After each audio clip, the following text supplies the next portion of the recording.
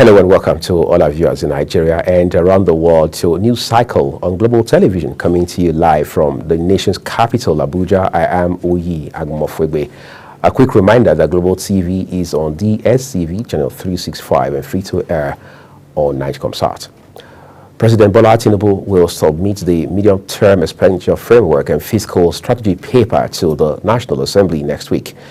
The policy framework, a legally required one, establishes the groundwork for the national budget, guiding economic projections and policy direction. The Senate spokesperson, Yemi Adaramodu, confirmed that the framework will be sent next week. The Senate has commenced the screening of the seven newly nominated ministers. The Senate, following a motion moved by the leader, Bayemi Bamidele, suspended its rule to admit the special advisor to the president on Senate matters, Bashir Lado, to bring the nominees into plenary. The development follows President Tinubu's recent reshuffle of his cabinet, including the dismissal of 5 ministers. Governor of Ondo State, Lucky Orimiso Ayedatiwa, says the 2025 budget of his administration will be meticulously structured to capture the developmental needs of every part of the state. The governor said this during the campaign tour of the APC Congress in Akoko Northwest local government area of the state. Global Television's Kikelamo Okere now tells us more. Governor Lucky Ayedatiwa's tour to Akoko Northwest local government received a warm welcome from the indigents of the community.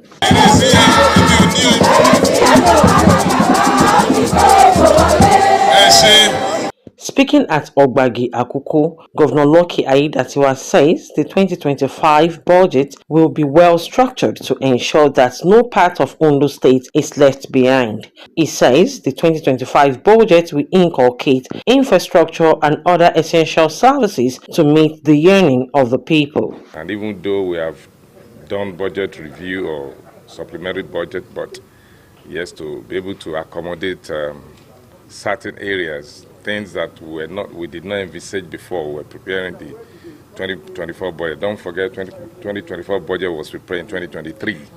So by expanding further, we're going to accommodate infrastructure based on the demands of the people, security, vote more money, and we look at our allocations now and what is coming in, and other things we are going to do. Look at the revenue and then look at projects and programs. The governor assured traditional institutions in the state of more robust continuous support if elected. He, however, warns that any selection of traditional rulers that is not ratified by the state government will have a day in the court of law. So this is just getting to us as a government, and like I promised them that we'll look into it. And we have an example of two different individuals that made such attempt at the time, and they were arrested and charged to court. So these ones we put, we investigate further and see, and if that still persists, we may have to do same. Speaking on behalf of the 27 traditional rulers in the area, the Owa of Ogbagi, Oba Olashendi Ujo Adetono, assures the governor of their unwavering support ahead of the election. Ayedatiwa expressed gratitude to the monarch of the area for their support during the APC primaries and their renewed endorsement ahead of the November 16 gubernatorial election. From Akure, Kikelamo Okere, Global Television News. Thank you, Kikalomo. The Federal High Court sitting in Abuja has barred the federal government from releasing further monthly allocations to River State. The court, in the judgment that was delivered by Justice Joyce Abdul Malik, specifically restrained the Central Bank of Nigeria from allowing the states draw funds from the consolidated revenue account. The judgment follows a suit which was brought before the court by the Martins Ayamule-led faction of the River State House of Assembly. The national chairman of the All Progressives Congress, APC, Abdullahi Ganduje, has inaugurated the National Campaign Council of the party for the governorship election in the state. The inauguration ceremony held in Akure, the state capital, with Lagos State Governor Babajide Sanwo-Olu as chairman and former Deputy Senate President Ovie Omo-Agege as secretary. Again, Kekalamo Okere brings us details. The ceremony was attended by Governor of Ogun State, Prince Dapo Abiodun, and his Ekiti State counterpart, Biodu Oyebanji, both of who are chairmen of the subcommittee of the campaign council. Speaking at the event, the national chairman of Progressive Congress, Abdullahi Ganduje, says the national leadership of the APC will leave no stone unturned in its efforts to achieve an overwhelming victory in November 16 governorship election in Ondo State. The chairman further charged members of the committee to put all effort into the campaign to make the party's victory a smooth one. This geopolitical zone is a task that must be done. Yes, sir. Through democratic means. We urge you to mobilize members of our party, mobilize members of public to ensure that we win this election. We are here to encourage you. We are here to motivate you. Accepting the role as the chairman of the campaign council, Governor Sanwo-Olu Babajide expressed confidence that the people of Ondo State will vote massively for Governor Lucky Orimisan Ayedatiwa on November 16, 2024. We want to assure our party, we want to assure all of you here that we do everything within our means, constitutionally, professionally, within the norms of any election, to ensure that a free, fair, highly competitive election and campaign about issues is what we will be doing. In his address, Governor Lucky Orimisan Ayedatiwa thanked President Bola Ahmed Tinubu, acknowledged his leadership and vision, unifying the party and fostering a renewed sense of hope among its members. He says the inauguration of the campaign council is a display of the strength of working together. Highlighting the administration's achievement over the past 10 months, the governor says his administration has constructed over 70 kilometers of rural roads aimed at enhancing access to agricultural area, job creation, including recruitment of workers in critical sectors, as well as enhanced healthcare delivery. It's a display of the strength of our will when we work together.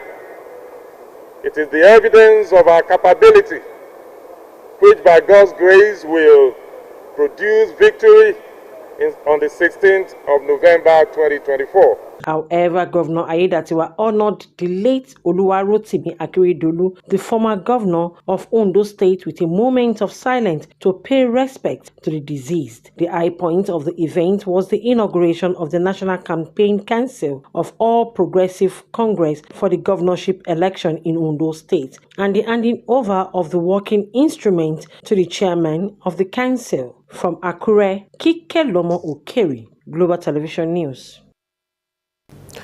In a bid to align the priority of its citizens with its proposed appropriation bill, the Zamfara State government has organized a town hall meeting to collate inputs from stakeholders that will help design the 2025 budget estimate based on the needs of the citizens. Queen Agaba has details. The state deputy governor, Mani Momuni, says the idea of the citizens' budget is aimed at improving accountability, transparency, and openness in governance, and to address the identified needs of the citizens. The deputy governor therefore called on traditional rulers to conduct similar town hall meetings at their domain to harness the needs of the people and forward the resolution to the Ministry of Budget and Economic Planning. You may recall that during the preparation of the 2024 budget, government collected such input from you, especially your royal highnesses and civil society organizations. Looking into the budget, most of the projects you nominated were well captured. Similarly, this administration has implemented a number of such projects, and many others are undergoing procurement process at the moment. as highlighted earlier by the Honorable Commissioner of Budget and Planning in his opening remarks. Commissioner for Budget, Zamfara State, Abdul Malik Gajam, says the town hall meeting is aimed on planning and preparation for the 2025 appropriation bill to enable stakeholders make their input so that it could design citizen-centered budgets which will capture the needs of the people. Number one, His Excellency in that bill reduced government spending. Before the era of Dr. Dawda Lawal, the recurrent expenditure of the state was relatively close to higher than the capital expenditure. And in every economic or financial books, when liability are higher than investment in capital expenditure, then we are going towards a road that will crash the vehicle. What he did, he reduced government agencies from 28 ministries to 16 ministries. From agencies and directorate almost 100, reduced them to less than 50.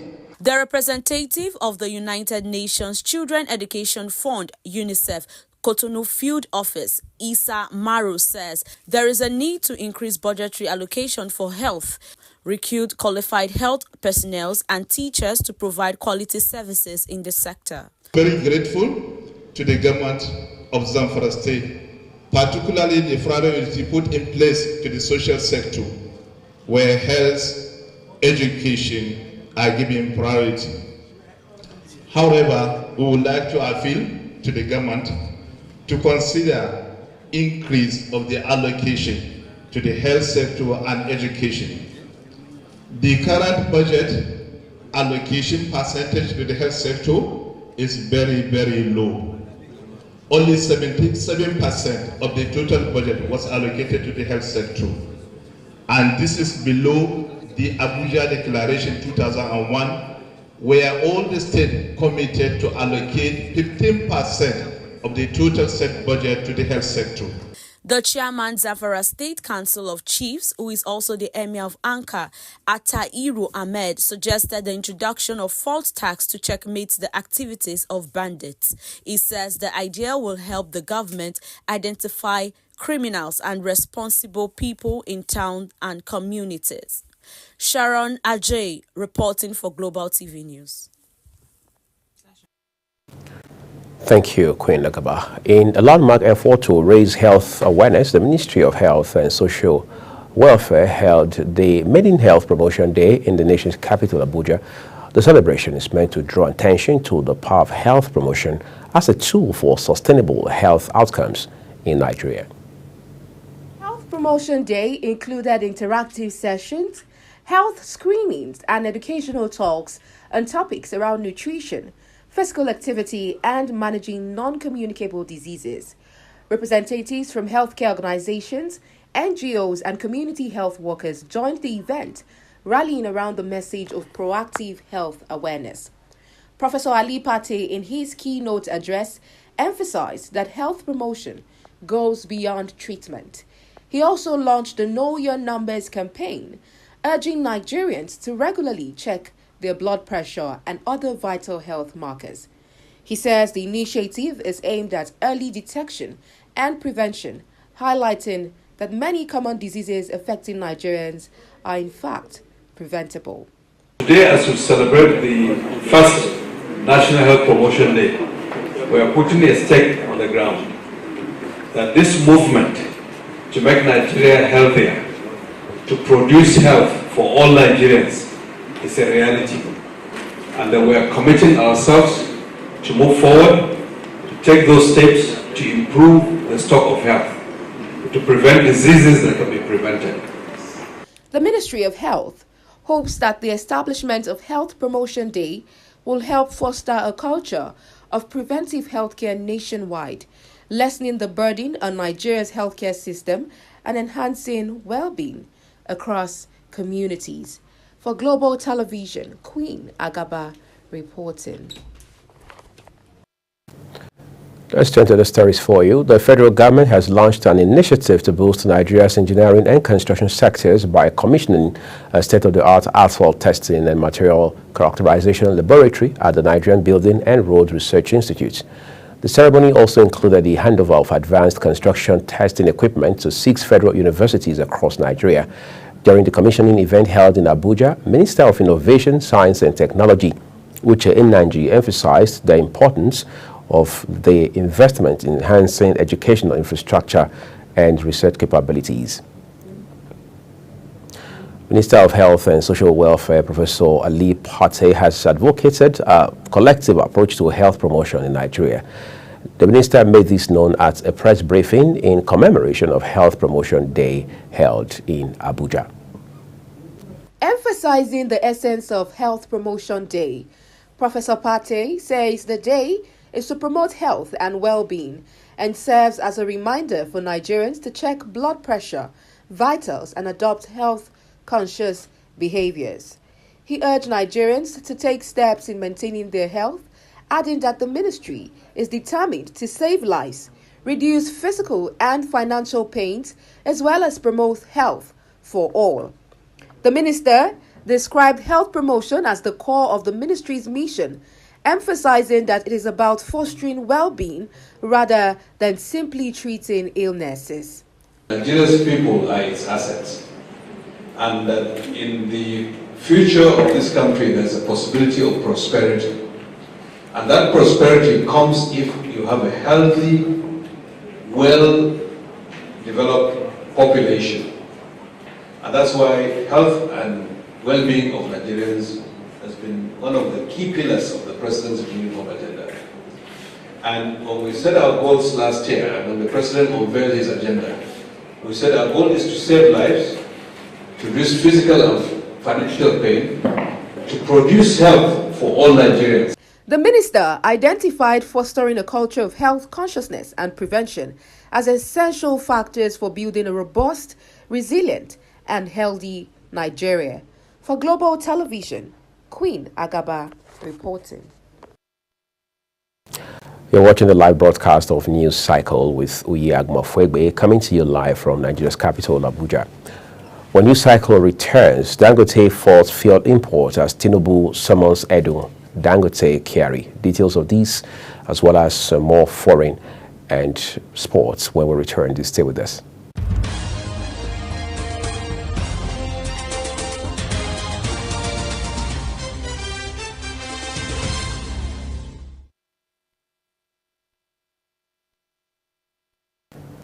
Let's turn to business now. The national president of the Independent Petroleum Marketers Association of Nigeria, Abubakar Megandi, has queried the claim by President of the Dangote Group, Aliko Dangote, that the 650,000 barrels per day refinery currently has 500 million liters of premium motor spirits, also known as petrol, in stock for onward supply to Nigerians. Megandi said this because he says his members drafted in by a Nigerian National Petroleum Company Limited to pick up products on his behalf could not load petrol from the refinery in Lagos for 4 days. He also said that oil marketers have not been able to pick products from the refinery despite having paid 40 billion naira to the Nigerian National Petroleum Company Limited. In a similar vein, barely 3 weeks after raising the price of premium motor spirits, popularly known as petrol, Nigerians were outraged when the Nigerian National Petroleum Company Limited adjusted the pump prices of the commodity. The national oil firm raised the retail price of petrol in Abuja to 1,060 naira from 1,030 naira per litre, and in Lagos it was confirmed that the NNPCL stations had increased the unit price of the commodity from 998 naira to 1,025 naira per litre. This came as the Dangote Petroleum Refinery faltered the continued importation of petrol by oil marketers and the NNPCL, despite the fact that the commodity is produced in the country by the $20 billion Lekki-based plants. In the meantime, the chairman of Dangote Group, Aliko Dangote, has urged petroleum marketers, including the Nigerian National Petroleum Company Limited, to source petrol directly from its refinery to meet local demand. This came as data shows that the Nigerian Ports Authority is expecting a vessel with more than 20,000 million barrels of premium motor spirits, popularly called petrol, by October 30, 2024 at the Tinkan Island port in Lagos State. The federal government is assured of its commitment to speeding up the pace of work to restore electricity to all the affected states in the northern region of the country. This is as the Minister of Power, Adebayo Adelabu, announced that electricity will be fully restored to the region within the next 14 days. Adelabu, while responding to questions from senators at the National Assembly, also stated that partial restoration will be completed within the next 3 days. The Central Bank of Nigeria has been urged to refrain from intervening in the foreign exchange market through forex auctions. It was also advised to continuously reaffirm the commitment to exchange rate flexibility by adopting a comprehensive, systematic and transparent framework for foreign exchange interventions. The policy advisory issued by the World Bank was included in the Nigeria Development Updates, offering recommendations to stabilize the naira against foreign currencies. On the foreign scene now, a Chinese spacecraft with 3-person crew, including the country's first female space engineer, has docked after a journey of more than 6 hours.